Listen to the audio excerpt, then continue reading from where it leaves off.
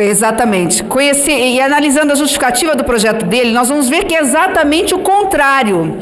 Na realidade, hoje, pela LEP, pela Lei de Execução Penal, o preso, ele trabalha e, com o fruto do trabalho, ele indeniza a vítima, ele banca a sua família e o que sobra, ele devolve ao Estado para custear as despesas que o Estado tem com a sua manutenção no presídio.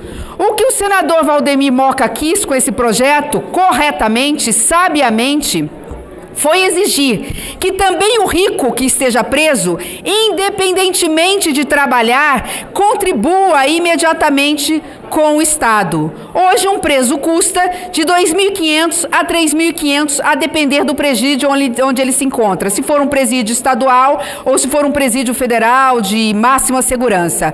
O que ele está dizendo no projeto?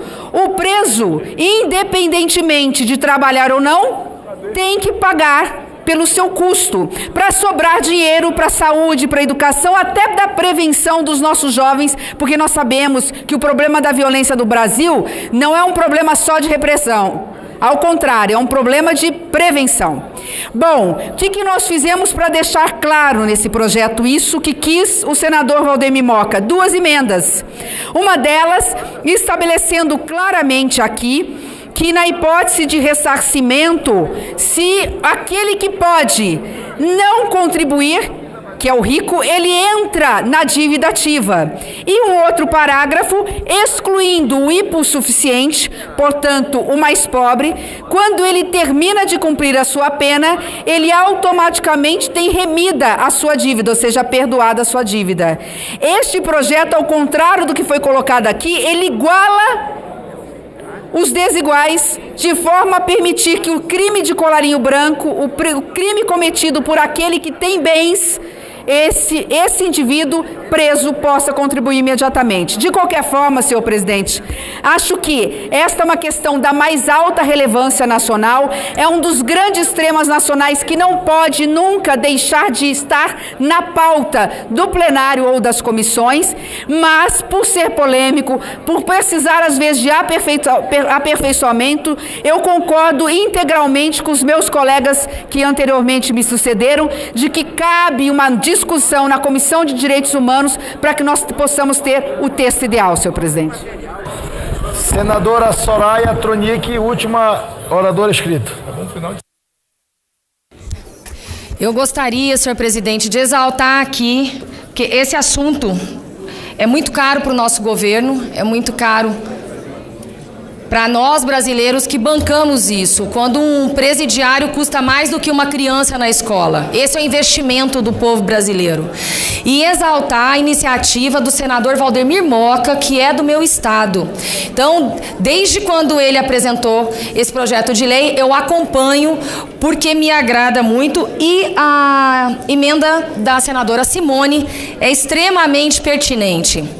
Eu quero exaltar um trabalho feito pelo juiz Albino Coimbra Neto, no Mato Grosso do Sul, que era da Vara de Execuções Penais, e um trabalho que dignifica e realmente ressocializa, e na minha família eu tenho prova disso. Meu marido emprega mulheres do regime semiaberto e por um bom tempo teve no quadro de funcionárias, de colaboradoras, mulheres do regime semiaberto. Hoje não tem mais nenhuma, porque depois que elas cumpriram as penas, elas foram registradas e hoje, muito dignamente, cumprem o seu ofício. Então, trabalhar não é ruim para ninguém.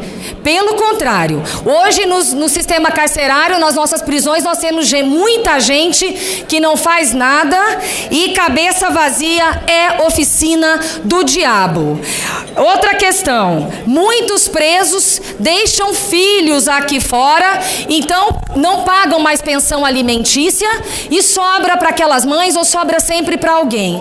Então esse tipo de projeto é extremamente louvável. O Brasil tem pressa e, além de tudo, é importante destacar que eu acho que alguns senadores que foram contra não leram esqueceram ou não se atentaram para aqueles detentos que tiverem condições financeiras devem ressarcir ao Estado os gastos com a sua manutenção. Aqueles que não têm, outra história, mas quem tem, os que têm estão sendo protegidos aqui nessa casa. Então eu acho um absurdo fazer os brasileiros que estão trabalhando, que preferiram ir pelo caminho do trabalho, pagarem essa conta, sendo que tem presidiários que têm condições financeiras para tanto. Então, vamos separar uma coisa da outra. Então, se tem gente preocupada com quem não tem condições financeiras, se tem gente que está com dó, é uma coisa. Mas aqueles que têm condições financeiras, aí eu já acho... Eu não sei quem está sendo protegido aqui nessa casa. Eu acho um absurdo. Um absurdo. Então, mais uma vez, parabéns para o senador Moca e parabéns para a Simone Tebet, Major Olímpio, que fez a proposta de dar prazo. E na CDH, se eu puder relatar, gostaria que o senador Paulo Paim me desse para que a gente possa discutir isso com sobriedade. Muito obrigada. Senador Carlos Viana. Senhor presidente, eu quero me inscrever, Elisiane. Meu boa tarde a todos os senadores e senadoras. Presidente, gostaria de contribuir aqui com os senhores sobre esse tema, senadora Soraya Tronic, para que nós começássemos a desmistificar um paradigma, um preconceito que já existe há tantos anos no Brasil, que liga violência à pobreza. Os estudos mais recentes sobre criminalidade em nosso país, elaborados inclusive pela Pontifícia Universidade Católica de Minas Gerais, na pessoa do professor Flávio Sapori, que foi nosso subsecretário de Defesa Social em Minas Gerais, mostram claramente que não há nenhuma ligação entre pobreza e violência. O máximo que se consegue explicar são pequenos furtos dentro da justiça brasileira. A raiz principal da violência, da criminalidade em nosso país está na incapacidade do Estado de punir o criminoso. É a impunidade que faz com que ele, ao começar uma carreira de crime, lá não seja punido no começo, não receba o apoio no começo e que se torna, mais cedo ou mais tarde, um grande criminoso. Portanto, essa discussão sobre violência e pobreza precisa ser atualizada, é a nossa contribuição em relação a isso. Esse projeto que determina que o preso deverá pagar pelo custo dele no sistema prisional é de extrema importância, porque corrige um outro erro histórico que preso não é obrigado a trabalhar em nosso país. A senadora Simone Tebet estava citando aqui a questão dos preços para quanto custa um presidiário no Brasil. Ninguém sabe quanto custa exatamente um preso em nosso país. Ninguém sabe. Porque os custos, os centros em que você, quando contrata um agente penitenciário, quando ele se aposenta, ele passa por uma secretaria de administração. Quando você contrata um médico, ele está muitas vezes num outro programa. O custo do preso em nosso país é desconhecido, porque nós não tratamos a questão da maneira correta. Eu posso dizer da minha experiência nos presídios públicos, nesses últimos 23 anos, acompanhando, ajudando negociação de rebeliões, em um presídio hoje que é uma parceria público-privada, que é modelo no Brasil, na questão da ressocialização, da ausência de fugas, do tratamento em que o preso deve receber dentro da punição devida. Então, senhores, a discussão sobre os presos pagarem pelo seu custo é uma exigência do povo brasileiro. Porque, pensem bem, se nós fôssemos tratar preso como uma pessoa pobre que não teve as opções, milhões de brasileiros que se acotovelam nos ônibus todos os dias, 5 horas da manhã, seriam bandidos. E não são, senadora Rose. Porque é preciso que a gente coloque claramente que o ser humano, ele faz escolhas. O ser humano, ele decide qual é o caminho dele. Quando somos jovens, adolescentes, cometemos erros, todos nós cometemos. Mas quando chegamos à fase adulta, nossas escolhas se sobrepõem. E é muito claro, quando nós falamos em criminosos perigosos, que são os que hoje ameaçam o Estado, nas facções criminosas, em atacando os carros blindados, daqui a pouco vão começar a atacar os quartéis da polícia em busca de armas. Nós não estamos falando em quem não tem dinheiro, não. Nós estamos falando em gente que tem recursos para pagar grandes e caros advogados e que conseguem postergar as punições. Portanto, é urgente que nós façamos uma revisão da Lei de Execuções Penais, do nosso Código em tudo isso, para deixar claro que a sociedade brasileira não tolera mais que criminosos não sejam punidos e que não paguem pelo que eles custam na cadeia. Quando nós falamos em pequenos furtos, quando nós falamos em criminosos que não ameaçam a vida de ninguém, nós estamos falando em punições que, de fato, não deveriam ter reclusão. Nós podemos buscar outras formas, mas quando nós falamos em homicídio, em estupro, em latrocínio, em quadrilhas especializadas no desafio ao Estado, em ameaçar os juízes, os promotores, ameaçar até políticos hoje em dia, como está acontecendo com o nosso colega Marcos Duval, nós temos que ser firmes. Nossa resposta como sociedade tem que ser dura. A reclusão, ela é necessária. Nenhum país do mundo consegue resolver a violência se não determinar que a lei seja cumprida e cumprida com rigor quando nós falamos em crimes contra a vida. Por isso é que nós temos a cada ano no Brasil quase 65 mil homicídios que crescem a cada década. Por quê? Porque de cada 10 inquéritos que nós abrimos por homicídio no Brasil, só 3 têm o responsável apontado e 2 vão a julgamento.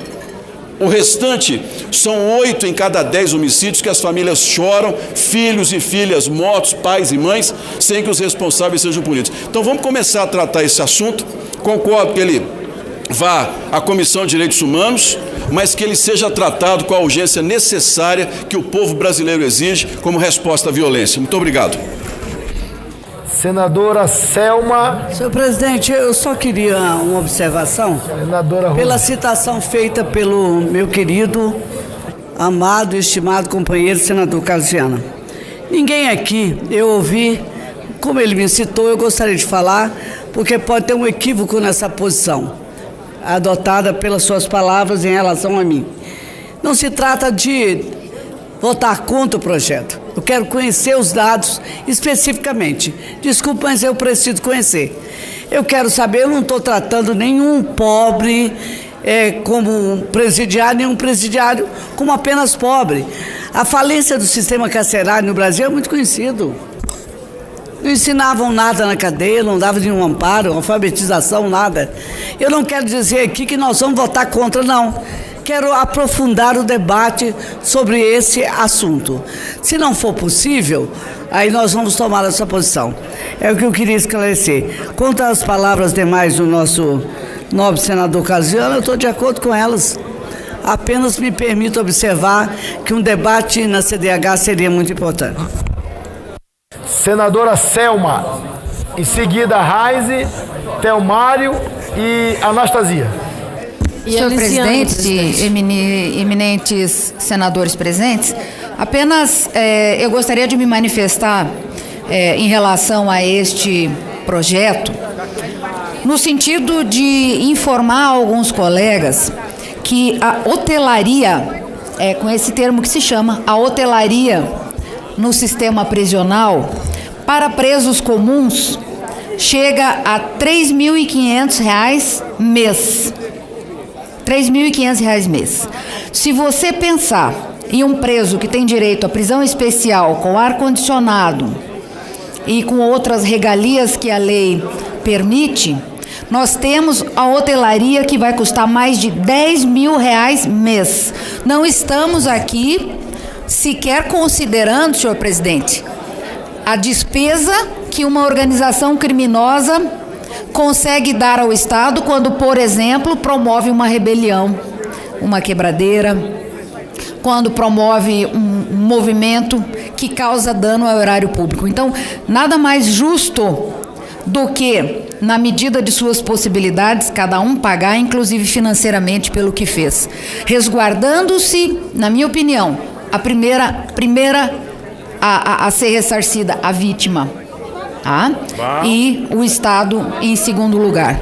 As custas processuais são importantes, a multa que deve ser recolhida também é muito importante, e nós precisamos tratar, na minha opinião, melhor, talvez, senadora Simone, este termo que diz que o preso deverá trabalhar, porque isso pode soar como um trabalho forçado, que é proibido pela Constituição Federal, ainda não podemos chegar até lá. Mas eu acredito que essa emenda mesmo, que a senadora Simone acrescentou, no sentido de dizer que caso não trabalhe, ou caso não tenha condições, seja hipossuficiente, possa ficar dispensado, ela vem talvez a suprir essa questão técnica. Eu preciso estudar isso com um pouco mais de tempo. Eu só me manifestei aqui para dizer o quanto cada cidadão preso é caro ao Estado. Nós temos hoje mais de 700 mil pessoas presas. 700 mil pessoas presas. Façam a conta da hotelaria deste pessoal, o quanto não tem custado ao Estado. Como todos sabem, esse gasto poderia estar sendo direcionado para a saúde, para a educação. Esse discurso é um discurso batido, mas a gente não pode deixar de levar em consideração essas possibilidades que o Estado perde quando está custeando essa estadia dessas pessoas que cometeram crimes. Então, senhores, eu acho que, inclusive, é válida a ideia, senadora Soraya, é válida a ideia de se utilizar o produto de bens e valores apreendidos em processo para reverter para o pagamento dessa hotelaria, porque esses bens e esses valores apreendidos têm um valor financeiro considerável e que muitas vezes vão ao tesouro, mas ficam perdidos. Nós podemos reverter, então, para esse pagamento. Eu acho que é útil, é prático e justo, acima de tudo.